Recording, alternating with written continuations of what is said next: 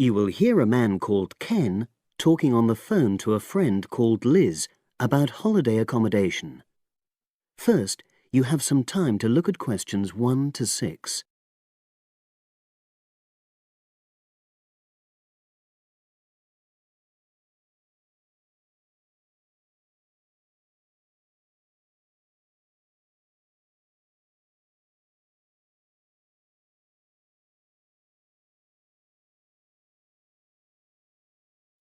Now we shall begin.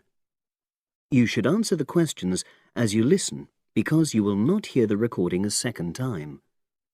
Listen carefully and answer questions 1 to 6.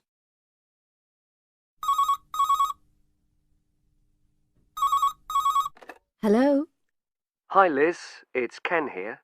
Hi, Ken. Nice to hear from you. Are you... This is just a quick call, but Mary and I have just been talking about our summer holiday. We haven't booked a place yet, and we've left it a bit late. We were just wondering if you know of any holiday rentals in your area. It's so nice there. Well, yes. I can think of 2 or 3 places that are very nice. What dates have you got in mind? The 10th of July to the 22nd of July. Oh, yes. That is quite soon, isn't it? Well, there's a place near here called Moonfleet. Is that MOONFLEET? That's right. It's quite a rural location, and it's next to the owner's house, but it's got fields all around it, so it's very pretty. Sounds okay. Can you tell me a bit more about it? Well, it's an annex to the owner's house, and it's an apartment with 2 bedrooms and an open-plan living area. Well, I like the sound of it. Is there anything we might not like about it? Well, it's quite a distance from the nearest shops, that's all. Okay. And... well, I'll tell Mary, but I don't think she'd mind that. Do you know how you book it? You have to book on the internet. There's a web address. It's www.summerhouses. One word? Yes, then .com. You'll be able to look at a photograph on that. Okay. And what about the others? Where are they? The second one I'm thinking of is called Kingfisher, and that's even more rural. It's a really beautiful location, in fact. It's by the river, and it's got nice views. It overlooks woodland on the other side. Is that an apartment? No, it's a 3-bedroomed house, and that's got a dining room as well as a separate living room and a kitchen. But I expect it's more expensive. You'll have to check the prices. It's probably a bit bigger than we need, but our nephew might be joining us. We're not sure yet. How do you book Kingfisher? You have to phone the owner directly. Shall I give you the number? I've got it here in my phone book. It's 01752 669 218. Right. Before you hear the rest of the conversation, you have some time to look at questions 7 to 10.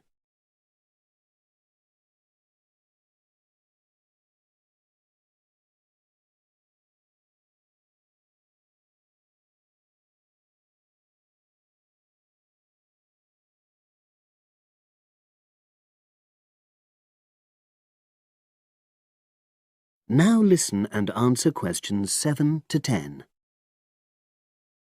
And you mentioned a third place? Yes, there's a house that my sister stayed in last year. It's called Sunnybanks. Nice name. And the location of that one is rather different. It's in the centre of a village, but it's a very small and quaint place. Did your sister like it? Oh, yes. It's by the sea, so her children really loved it. What's the accommodation like? I'm not sure about the number of rooms, because I haven't been in it myself, but I think she said it's quite spacious, and I know it's got its own garden. It's not very big, but it's not shared with anyone else, and it's supposed to be very pretty. Any snags? Problems? The only other thing I can think of is that there's nowhere for parking. The streets are too narrow, so you have to leave your car somewhere else and then walk to the house. It's only about 10 minutes away, but... Okay. Well, I don't think it matters personally. How do you book it? There's an agent you have to contact. I don't know his details, but I can ask my sister and let you know tomorrow. Thanks, Liz. That'd be great. I'll talk to Mary and see what she says. Thanks for your help. That's okay, Ken. I'll speak to you again tomorrow.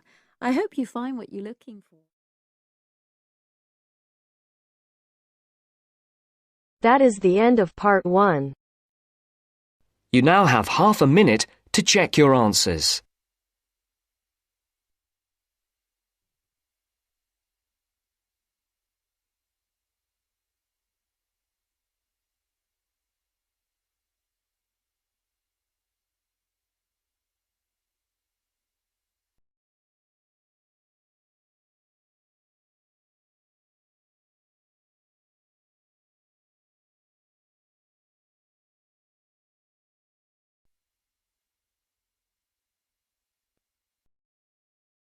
Now turns to part 2.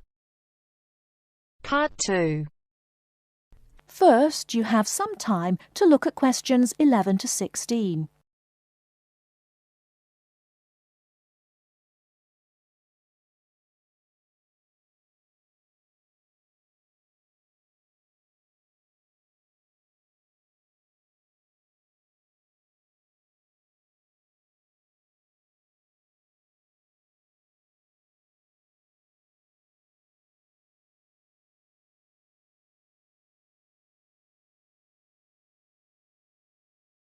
Now, listen carefully and answer questions 11 to 16.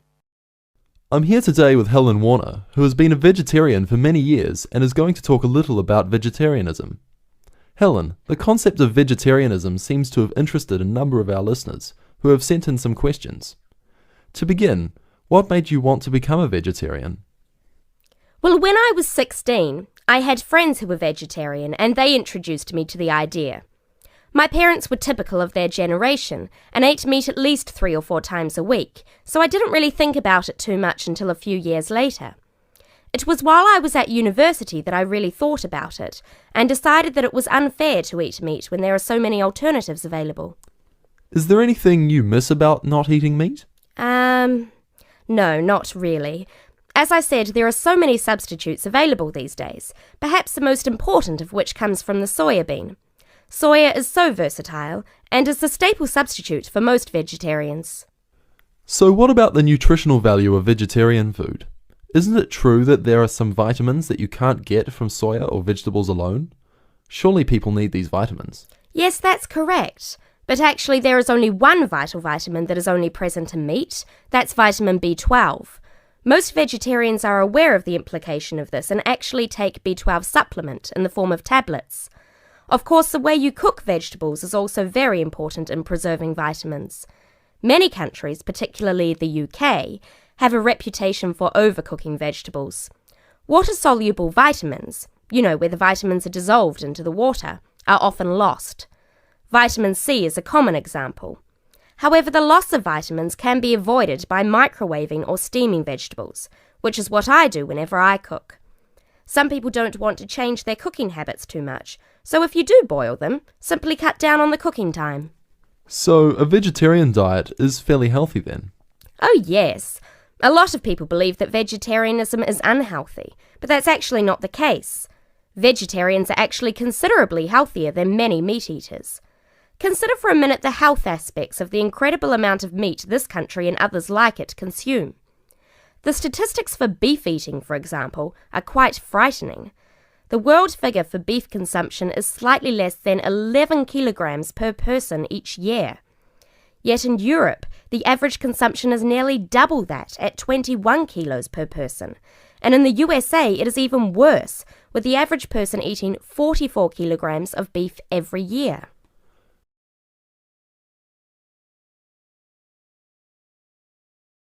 Before you hear the rest of the talk, you have some time to look at questions 17 to 20.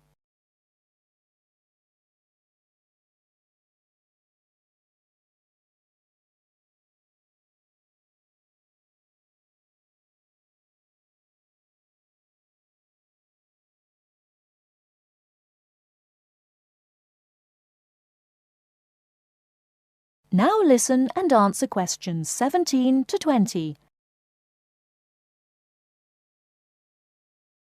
So are you suggesting that people stop eating meat altogether and everyone adopts a vegetarian lifestyle? No, not at all. Even in the healthiest diets, there is still a place for meat, but it should be eaten in moderation. Many nutritionists think of foods in terms of a pyramid, with the foods we can eat relatively freely at the bottom and the foods we should carefully restrict at the top. The majority of our diet should be composed of cereals, which would go on the bottom row of the pyramid. In this category could also be included such things as rice and pasta. Next, a good diet is followed by a roughly equal amount of vegetables and fruit. I have at least 2 servings a day of fruit and vegetables whenever possible. In decreasing quantities, you can then eat dairy foods, eggs, cheese, etc. Almost at the top of the food pyramid comes fish, carefully prepared of course, not dripping in oil or batter, and white meat. Chicken, for example, is a comparatively healthy meat, but again, a lot of this comes down to preparation methods. Right at the top of the pyramid come the ingredients of far too many Western meals, red meat and potatoes. It is particularly in that area that I would suggest moderation. Well, thank you very much, Helen. I'm sure that a lot of listeners are interested in your views. How could they find out more about the health benefits of vegetarian options? Well, there are lots of websites and books on healthy eating and vegetarianism, but it is always important to remember to consult your doctor before making any radical changes to your diet or lifestyle.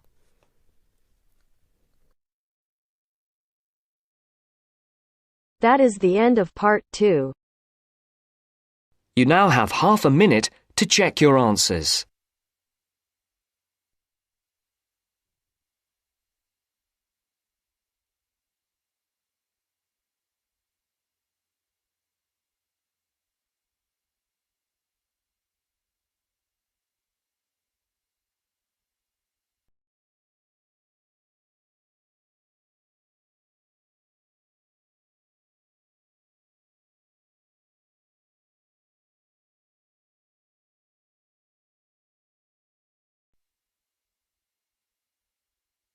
Now turns to part 3. Part 3. The next important development in how history is recorded came with print. First, you have some time to look at questions 21 to 25.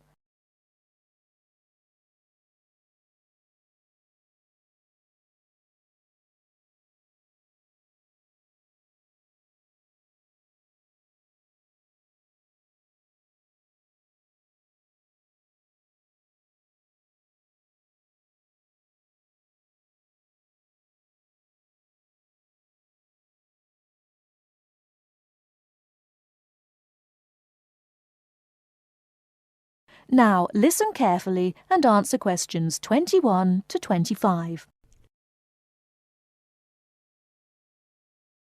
The next important development in how history is recorded came with print.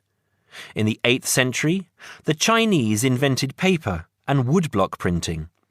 Remember that up to this time, very few people could read and write, and so only a very small number of people could understand written history.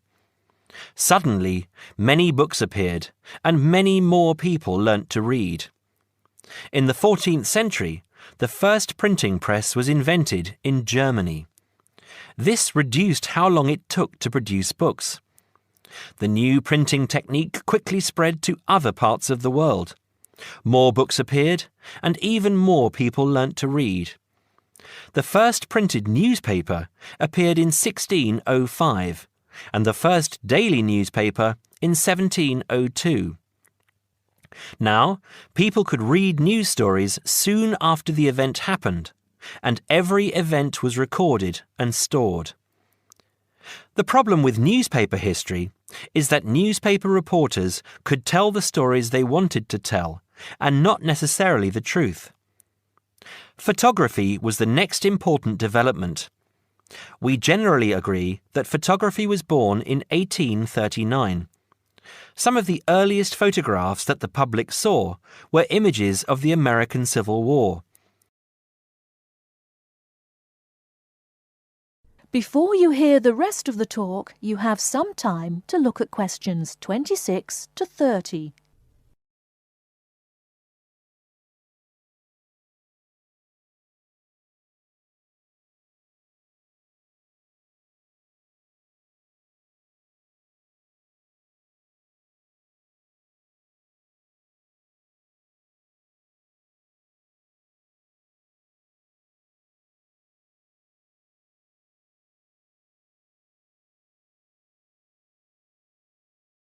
Now listen and answer questions 26 to 30. People were shocked by the photographs of dead soldiers, and for the first time saw the reality of war. By 1850, photographs appeared regularly in newspapers, and people now expected the truth. At the end of the 19th century came the first motion picture camera. Soon, history was being recorded as moving images. In the 1930s, television brought moving images into people's homes. More and more people saw history as it happened, and more history was recorded. Today, of course, we expect that every event in the world is recorded. Satellite TV and the Internet allow people to watch any event, anywhere in the world, as it happens. It doesn't matter if the TV cameras are not there. People carry around mobile phones and can record any incident and then share it online. Families have their own video cameras and record their own history. Children now grow up watching their parents and grandparents on film.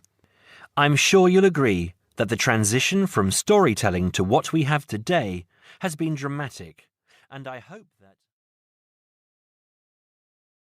That is the end of part 3. You now have half a minute to check your answers.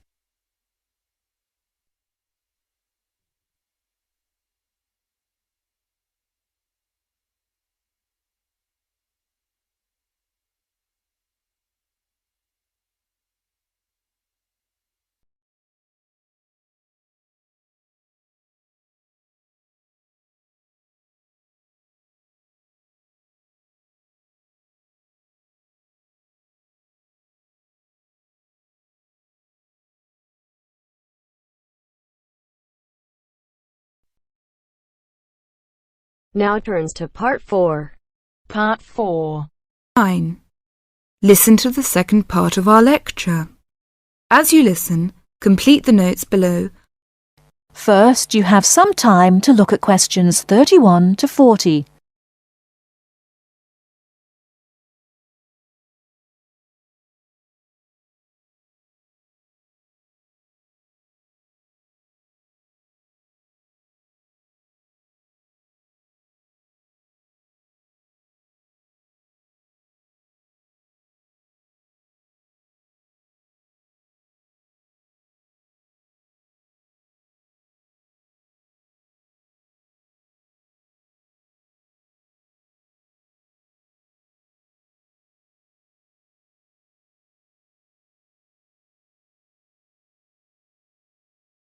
Now listen carefully and answer questions 31 to 40.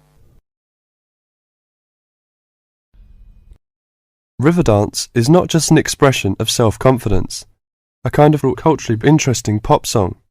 It tells the story of a people through song and dance. It tells the story of the people whose spirit was broken by an event which occurred in the middle of the last century, but continued to affect the society until 1961, the Great Famine. What is a famine? In 1840, the official population of Ireland was 8 million. They were largely poor and living in the countryside. They were beginning to have an interest in independence, and perhaps had things been different, Ireland might have been independent much earlier. But there was a serious problem in the agricultural system. All crops were grown to pay the rent of the land, and all that was grown to eat was the potato. This was fine until the potato crop failed, as it did from 1845 to 1848. The stories of what happened in those times live on in the popular culture of Ireland, and I won't tell them here, but the result was that 2 million people died or left the country by 1851. When you realise that the population continued to go down until 1961, you can realise what a disastrous effect this famine had on the people. Compared with China, imagine if the famine of 1960 reduced the population by a quarter and it kept falling to less than half of its pre-famine figure. Anybody with ideas left and went to England, America or Australia. The people left behind were broken by their experiences and, in effect, The famine and its consequences put an end to all serious development in the country until well into this century.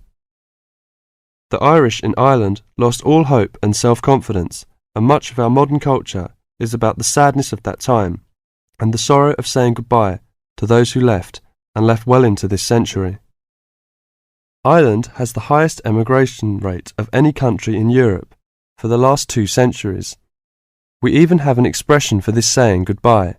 It is called the American wake. It means the ceremony, like that of a funeral for someone going to America, because you will never see him or her again. Do you know why there is Irish music on the film Titanic? It is because most of the people killed were Irish. The leaving continued until the 1970s because independence in 1921 was followed by a civil war and an economic depression. Almost every family in Ireland has relatives abroad, and up to the 60s in some places, of a class of 30 graduating from high school all left. Along the west coast, closed-up houses from that time falling into ruin are still common. That is the end of part 4. You now have half a minute to check your answers.